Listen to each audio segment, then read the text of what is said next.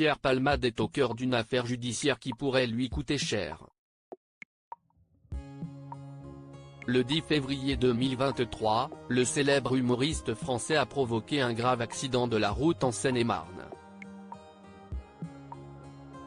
Sa voiture a percuté de plein fouet un autre véhicule, dans lequel se trouvait un homme, son fils de 6 ans et sa belle-sœur enceinte de 6 mois et demi.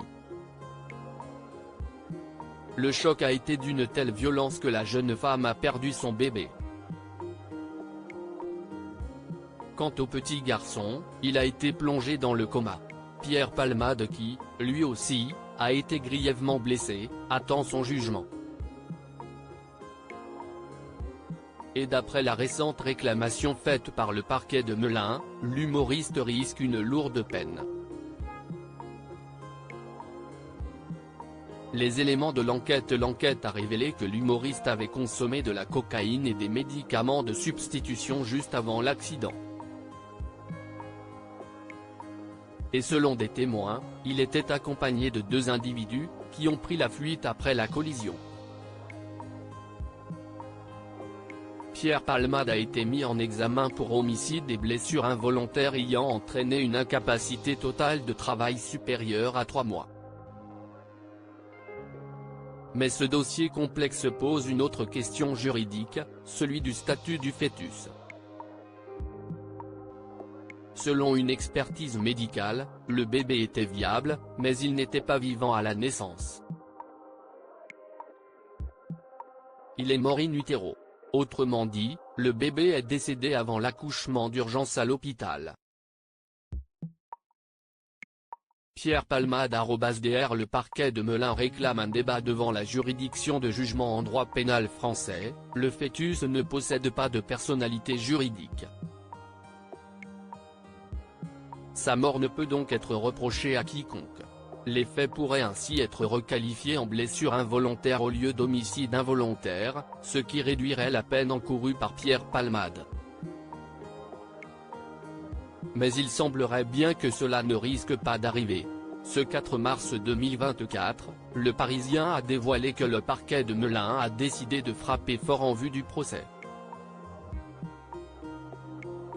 Il a requis le renvoi en correctionnel du comédien pour homicide et blessures involontaires aggravées. Le parquet de Melun aurait indiqué, les observations déposées par le Conseil relatives à l'octroi de la personnalité juridique à l'enfant viable, statut lui permettant d'être protégé par le droit pénal, méritent un débat devant la juridiction de jugement.